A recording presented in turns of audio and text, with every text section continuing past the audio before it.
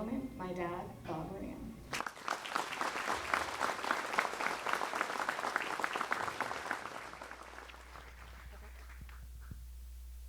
Wow.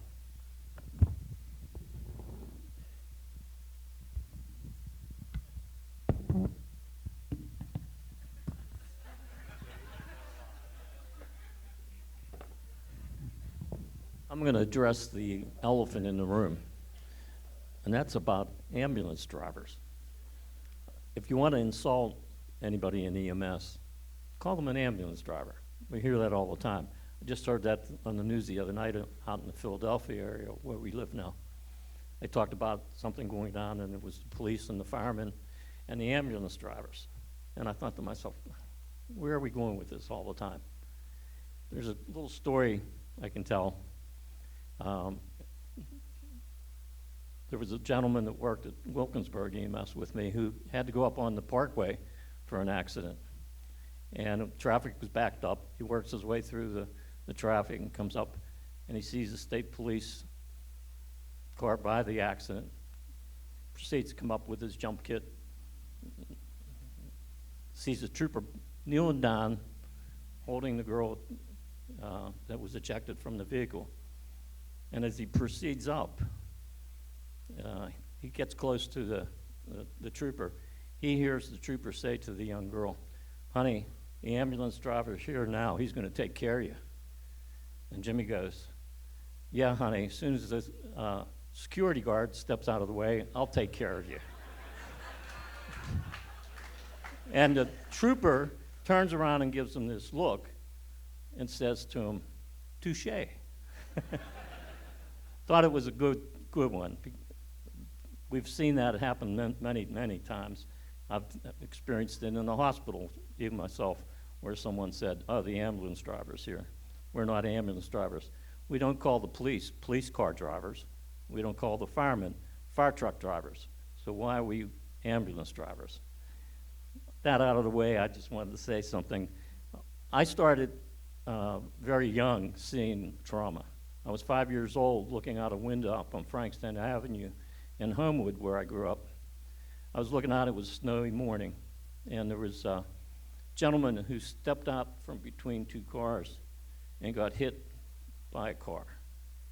And I witnessed him go almost over the top of the lines, for the electric lines for the streetcar.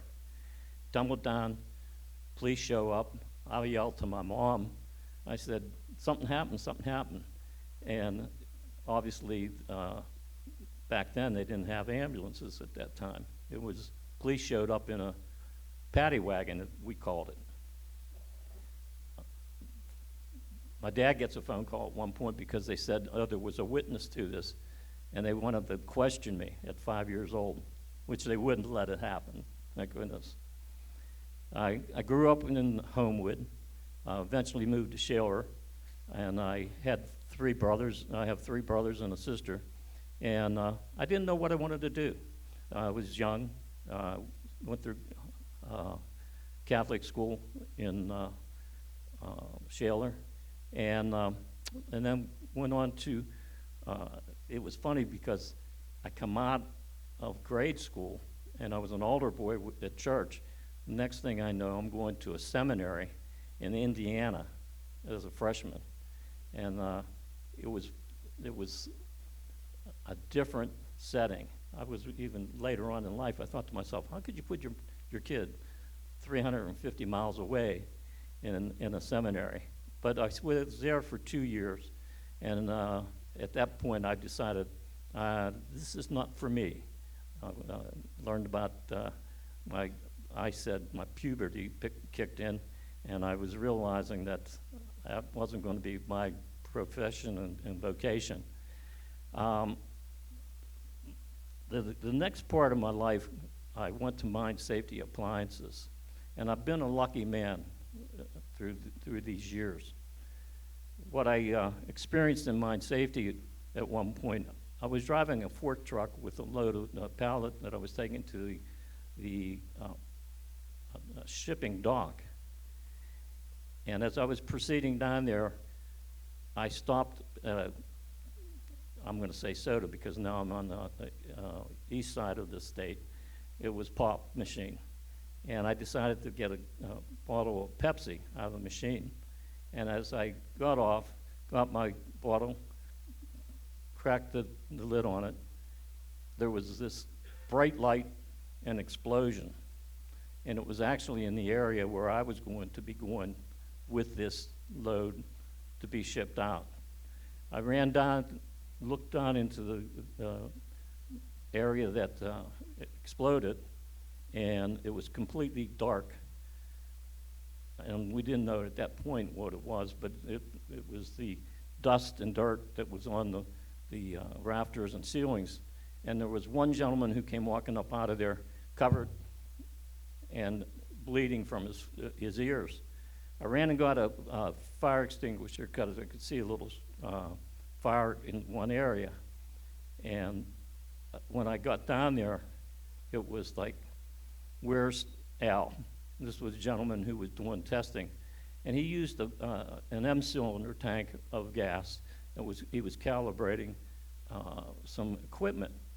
And that bottle exploded from the middle, blew the place apart, and he was injured severely. We couldn't find him at first.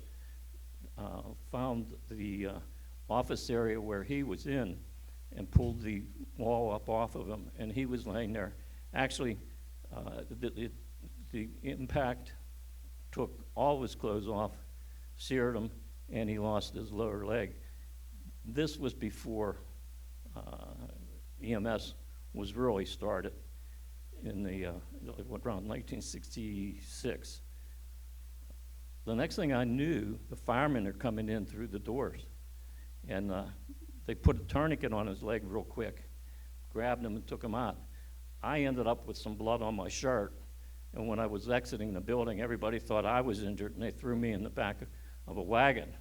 And I'm like, I'm not hurt, I'm not hurt. And they're like, yeah.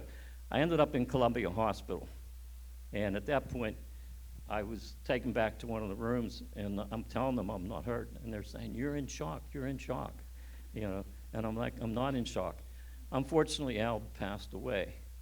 I still, at that point in time, I wasn't even had any idea where I wanted to go in the future. So I ended up at Mine Safety Appliances for 1 year, and I came home one day, and there was a letter from my uncle. And my mother says to me, there's something up on the mantle for you. It was from Uncle Sam. It was my draft notice. My number came up, 138, and I got drafted in 1967. Went to basic training, knew where I was going to be going next, and I went to Fort Polk, Louisiana, and I was in the infantry. And I knew at that point in time that was my destination. A month after I got drafted, my dad was diagnosed with prostate cancer, and he went into the hospital at Pittsburgh Hospital. And my mother, at that point in time, with 3 younger brothers at home, decided to try and see if they could possibly get me out. And the process was started with state representatives, senators, and whoever to try and get me out. I ended up being held over for a little bit, and then went to Fort Polk, Louisiana, and was held there for about 2 or 3 weeks. And the next thing I know, I'm going to Fort Benning, Georgia, for Scout Dog School. And when I got my orders, one of the staff sergeants said to me, he said, what's your orders? And I said, Scout Dog School at Fort Benning, Georgia. He goes, hello, you're going from the frying pan into the fire. And I said, what do you mean? He says, you're going on point with a dog on patrols. And I thought, okay, I accepted that. Went to Fort Benning, Georgia, split the next 14 weeks in for Scout Dog School. Where I'm saying I'm lucky, 2 days before I was to ship over to Vietnam, I truly had a premonition that I wasn't going to make it back.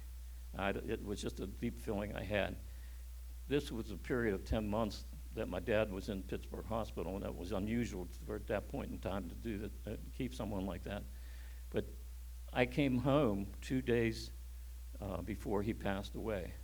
And I had the opportunity. When I walked in the door, my dad says, "I see you made it." And I said, "Yeah." And he said, "Well, you know, that's good that you got here." And I think he stayed alive long enough that I was able to get home. Well, one of the things that I remember the most, we sat through the night, and he talked about, I told him that I had a premonition, and he said, "If you felt that strong, you probably did." He said, "But if you don't remember anything, remember this: something good comes from something bad." And I said, "What do you mean?" And he said, "Well, my dying is going to keep you out of Vietnam." I said, "Well, I'd rather go and you live." He said, "It's not going to happen." He said, "I'll be gone in a couple of days." And I thought to myself, wow. He said, "Do this." He said, live a good life." He said, "Everybody is given a gift." He said, "And there's a purpose for you being here on earth." He said, "You won't know what that purpose is sometimes." And he said, "But you lead a good life. If you have a family, take care of your family, raise your kids, and laugh a lot." He says, "You're not taking anything with you." He said, "Live a good life." And I was fortunate enough to be able to sit and talk with him for the next 4 or 5 hours. And by the next day, he was starting to go into a coma, and he died it was actually 2 days later after that. And I often think about myself, he did give me purpose. And that purpose, I believe, was when I went, I was working at Mine Safety after I got out of the service. A gentleman walked past me and he says, "Hey, would you like to go to EMT school?" And I'm like, "What's EMT school?" And he said, "Advanced first aid." And I'm thinking to myself, wow, I'm always around things like that. Maybe I should take that up and go. So I went to Murraysville, and Murraysville Medic 1 was putting a class together out in Westmoreland County, and there were about 45 of us in that class. I remember the instructor coming in and saying, right off the bat, "When you take this class," he said, "and you get your EMT, you're either going to be in it and get out quick, or you're going to get in it and stay for the rest of your life, basically. It'll be in your blood." And little did I know that 48 years of EMS has been truly a blessing to me.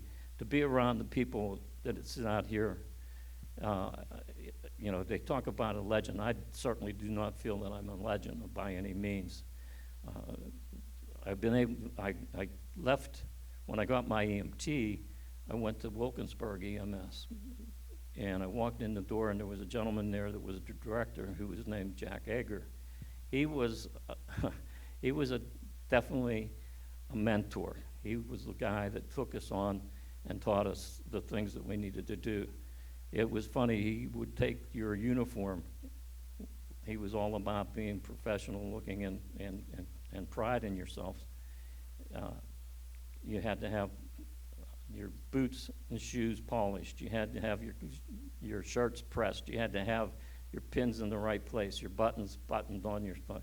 It was what he was teaching us.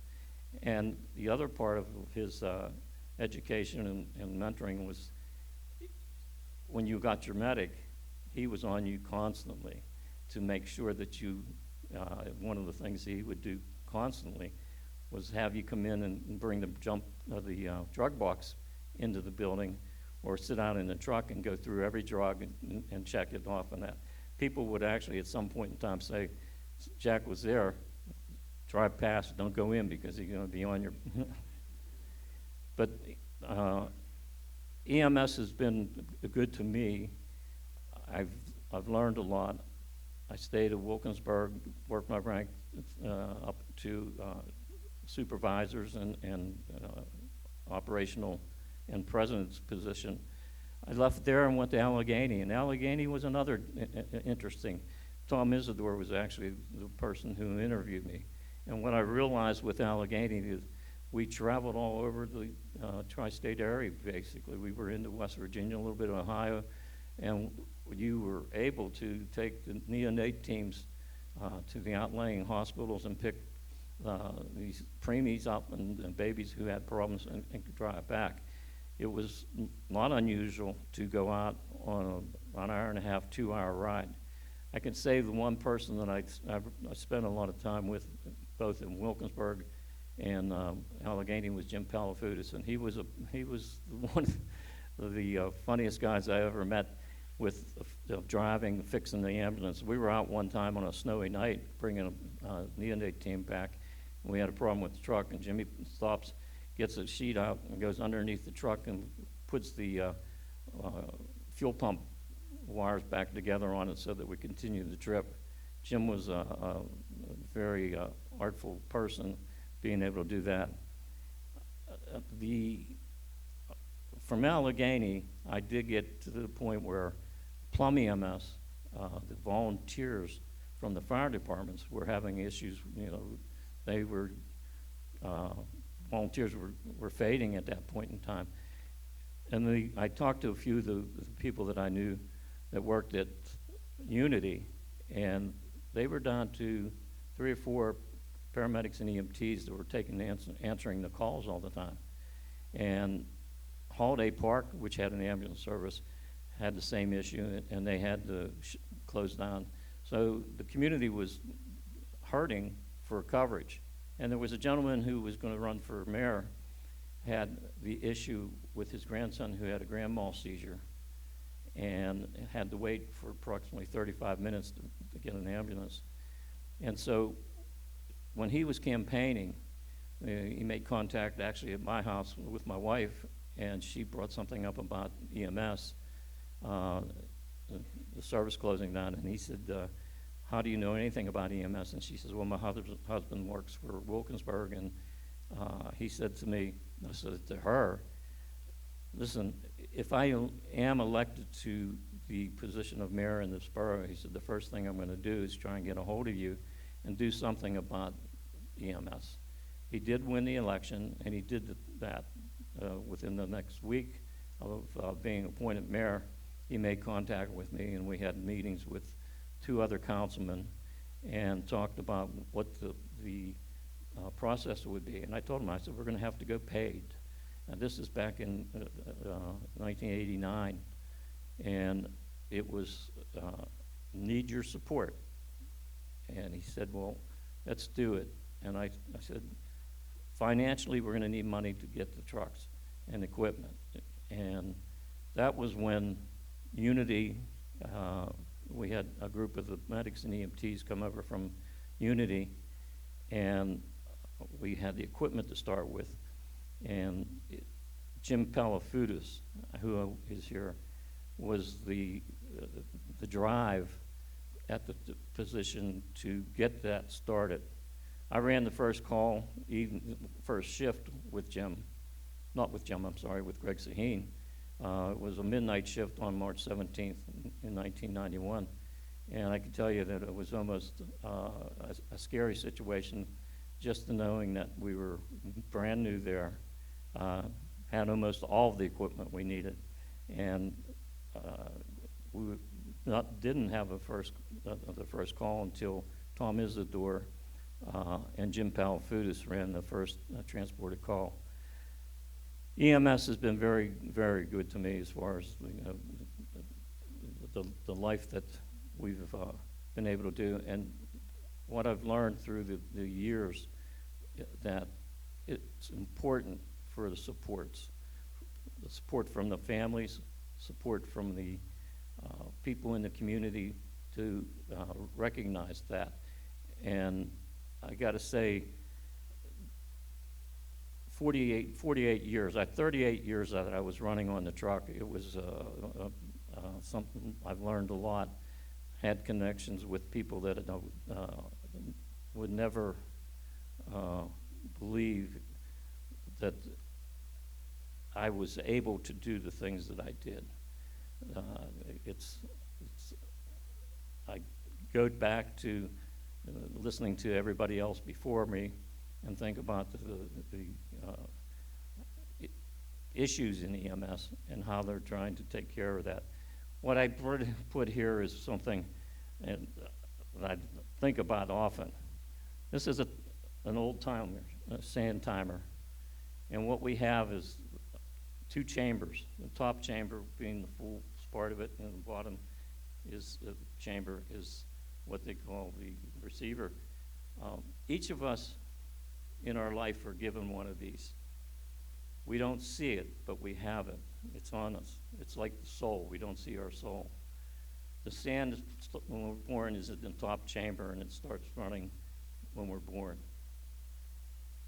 What we don't realize is how much sand is in each one of our timers. And what we have to understand that our purpose in life and what we do is based on what's left in our sand timer.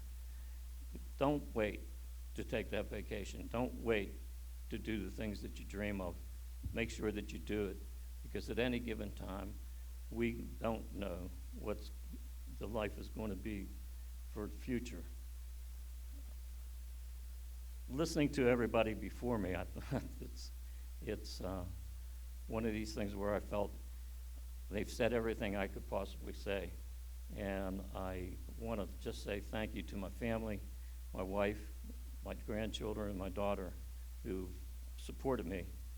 And I still have this desire to stay in the EMS system, and I miss it completely from my standpoint of being able to be out and touching people.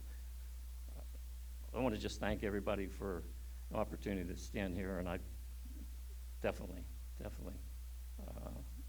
appreciate being included with these people that have spoken before and after. Thank you.